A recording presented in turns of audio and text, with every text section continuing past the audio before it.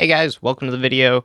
I'll say back next time. This is a unique intro. You guys have never seen anything like this before because it's the first video on my channel. Unless you watched me when I was like 14, which that'd be kind of creepy and weird. Don't do that. What is a video game? It sounds like the easiest thing in the world, right? It's you get a controller or something. You got a controller and you play the game, right? But it isn't always just that. Like, you might be platforming, or you might be doing action. You might be raiding tombs. You might be jumping on blocks. Or you might be mostly watching a movie, like many of David Cage's games, like Detroit Become Human or Heavy Rain. And what you get from that is a broad range of experience. This is where video games began for me. I was playing this at 4 years old in front of, I can't even remember what kind of TV, and I don't even know that I was able to like create thoughts. Like I didn't know what I even was like as a person, but I had a video game in my hands and I'm playing it for my whole life. And that seems insane to me. I've owned this cartridge since before I was able to form memories. Like, I was 3 or 4 years old playing this cartridge, this game. And it absolutely baffles me, just the thought of that. I'm somehow keeping track of this game before forming real memories, like long-term memories in my head. Like, I think I didn't make it through the end of the Great Deku Tree until I was about five or six. And I do remember doing that, but there was a moment in that where I remember having a feeling like I've been to all these places before, but they're not matching up with the way that I remembered them, in a sense. Because to me, Kokiri Forest was the video game. At that time, it was endless. Like, the section with the boulder to go get your sword, that was an entire task upon itself.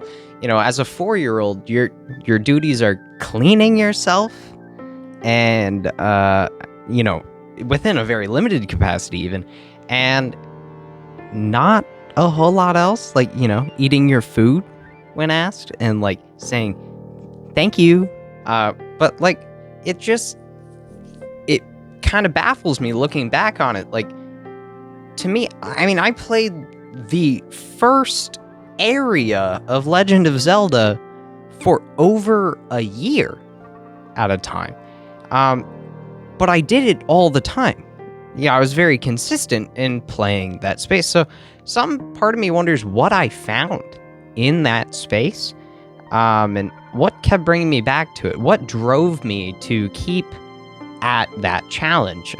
What drove me to keep exploring that world when I didn't even dip my toes in, really? I mean, I was just sort of along for the ride, like in just the first mile. Like, I'm not even able to make memories, but I'm engaging with this thing. It's all just interesting to me.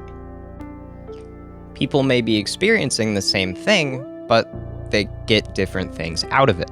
Like, this is my favorite video game of all time. I know it's not an interesting take. It's the easiest, this is everyone's favorite game. Like, as far as if you grew up around that time, it was revolutionary. So I grew up a little bit after that, but it was something that I had in my hands from the time that I was 3 or 4 years old, and it formed my habit of gaming for life. I think that's an amazing thing, that I was able to grow up with that and enjoy it so much that now I play video games basically every day. But some people might pick it up and go, I don't like this game very much. The camera control is pretty bad. And, all these other things, different criticisms you could level, but that person may then go and enjoy like Astrobot, which is a very, very incredible game. If you guys haven't played Astrobot, get after it, seriously. It won Game of the Year for a reason. I know I'm definitely late to the party on this, but it brought so much like pure, unadulterated joy into the gaming experience that it brought me. It was just like, oh my gosh, there's that guy I know. There's him. There's him. And all the levels are just so well designed. I guess what I'm rambling at is there are different games made for different people, and some games are designed for all people, but no game is designed just for you or me, unless somebody did design a game just for you or me, in which case you're a very lucky guy or gal or them. So if somebody did that for you, cherish that person for sure. Like, I legitimately learned to read to play this video game. Like, first and foremost, I learned to read to play this video game. And you develop all sorts of other skills when you're playing video games. You know, let's say Detroit Become Human. When you have to decide if someone's life is worth more than somebody else's, right?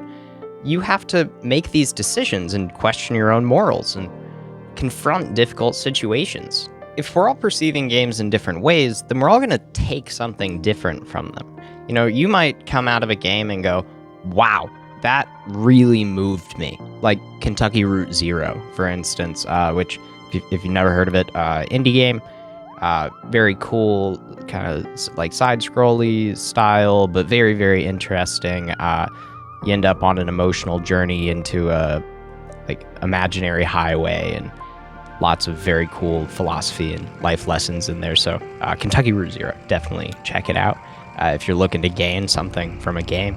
But some people might play that and go, oh, it's not 3D. That's not really the type of game I enjoy. And then they won't even give it a shot. They won't, or some people don't like to read in games. So same thing applies there. They might just start seeing text and not very much action going on within the game and decide, I'm not going to play this. But people who adapt to different games and go, okay, well, someone put this art into the world. I want to try it. I want to see all of it. I want to see to the end of it. That person might be better adaptable in, like, say, a corporate environment, where if you aren't able to, you know, do well and like power through things that are kind of making you go, I don't know. I promise I'm not here to make a case that playing video games makes you, you know, more professional or something like that. Even games like Astrobot, they do have lessons that you can take from them, even though this has no like voice lines, you know. It's just a bunch of bots going boop, boop, boop, boop, boop, and then, like, you know, you gather a bunch of them and do platforming levels, and it all seems really simple. But somebody who doesn't have the skill of like perseverance, if they try to finish every level and fail, and then eventually conquer every level, they have improved their skill of perseverance. You might be improving your reaction time by tapping heads on Call of Duty, or improving your resilience by beating bosses in Elden Ring, or whatever it is. You can absolutely gain skills by playing video games. You are changing something about yourself to get better, to get faster, to get more efficient. You can build all these soft and hard skills with the gaming, but nobody really likes to acknowledge that. It's just you know, sitting in front of the TV. I could tell you more about pretty much any video game story that I have ever played over any movie that I've ever watched. And I think a lot of that is because you're spending so much time in these games. I mean, you look at games like Persona 5. I mean, you can spend up to 200 hours in one playthrough. And games might be getting longer, guys.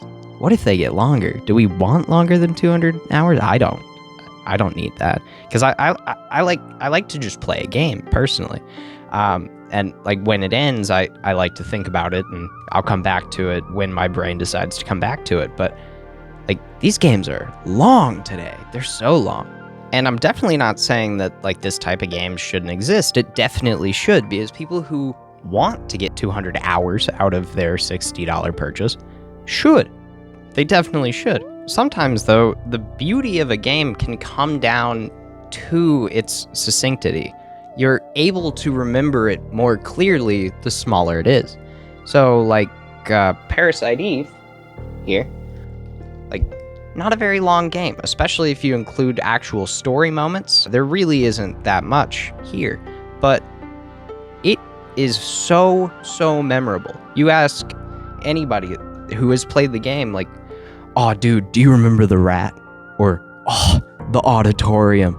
And people, like, will just go, oh my gosh, yes. Like, I remember seeing it just, poof, or, you know, seeing the bodies melt in the auditorium. And, hey, me in a slightly different sweater. I know, crazy. I actually confused the immolation scene in the auditorium for the melting scene in the park. So that's on me. But they're both concerts. So give me a break. Give me a freaking break, okay? Okay, don't be mean, okay? That'd be mean. That'd be rude. Why would you be rude? It's such an amazing thing that sometimes something that somebody experienced like 20, 25 years ago is so fresh in their head still. And that's something that I don't think other media can really touch. And I'm not sure it ever could, because you're not interacting with those worlds. You aren't becoming that character. Like when I play this game, I am Aya Brea running around New York City trying to figure out how to stop Eve. And when you're watching a movie, you're just watching them do that. Like it's not at all the same. Like even a horror movie, which, you know, will have some of the blankest characters that they can possibly create so you can insert yourself into that situation, cannot make this experience the same. You don't feel like you're there. I mean, some directors are very, very good at it, especially in the horror genre, where you really, I mean, if you know, you're in a dark room, it'll scare the crap out of you, and you might even be looking over your own shoulder. And I think that's the closest any other media will ever get to really touching someone internally like a video game can. So much can be changed by playing a video game, just by having that experience. Because having that experience is unique to you. A game may not be made for you. You may see it in the store page and go like, ugh, that looks horrible. You know, that I'm not interested in that at all. But, you know, it might go on sale and you end up buying it. Maybe you decided to play it anyway and you end up finishing it. At the end, you will have gained something. It might be frustration. It might be annoyance. It might be a deep sense of regret because you spent too much money on something that ultimately wasn't to your taste, even though you now have also spent a bunch of time playing it. But maybe you gain a new outlook on life, or you start to look at a type of person completely differently. I think that's a really beautiful thing that a lot of people don't recognize about video games. Video games are not what the media portrays them to be, as this mindless, you know, brain rot sort of thing. You are actively engaging with many worlds, learning entire histories, learning new control schemes every time. And you're getting so good at it every time. You know, as you keep playing video games, you get better and better and better and better. And you can apply these skills. You know, yeah, killing the Elden Ring boss doesn't mean you're gonna kill your next work presentation. But it also doesn't mean that the guy who doesn't play video games is going to be any better off. Let's take Ghosts of Tsushima for, wow, I actually said it right that time. I think, I don't know. It's better than all my other takes, good lord. I'll throw that little clip in there. Ghosts of Tsushima. Like, apparently that's the way to do it. You gotta get real nasally with it. by the end of the game, you might have an entirely different view on like honor or sacrifice, or just a better understanding of the kind of violence that the Mongols showed the Japanese people. And that is absolutely not to say that that changed my outlook on Japanese people or Mongol people.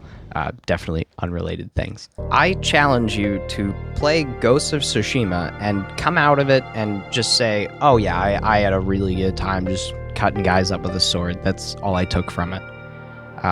Because it is about so much more than that.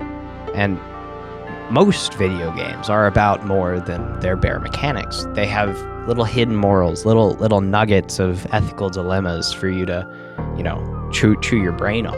But everybody's going to get a different thing out of it. They're going to get different nuggets. Some people might get a 4-piece, some people might get a 20-piece. It really just depends on how much focus you're paying the game and how much commitment you're giving it. But you will gain something from a video game if you give it space to. Ultimately, I guess my answer to the question, what is a video game, would be that video games are tools. Tools to learn, to grow, to better yourself, to experience new realities or escape your current. But ultimately, they're just damn fun. And I'm done. That's all I have to say. Don't leave just yet, but I made a YouTube video. I've done it. It's so weird. This is the oddest feeling in the entire world. I still have to edit it and everything, but I'm using a phone. Oh god. Yeah. Oh my god, what is happening? It's very confused about what's going on. It does not like to see itself. Oh my god. Okay. Well, we'll put it back to me. But I'm using a phone and a cube light. So sorry about the quality. Sorry about the hives, guys. Gosh, I got nervous getting up on camera for the first time. But if you enjoyed, I'll try to make more videos. Thanks. Tools.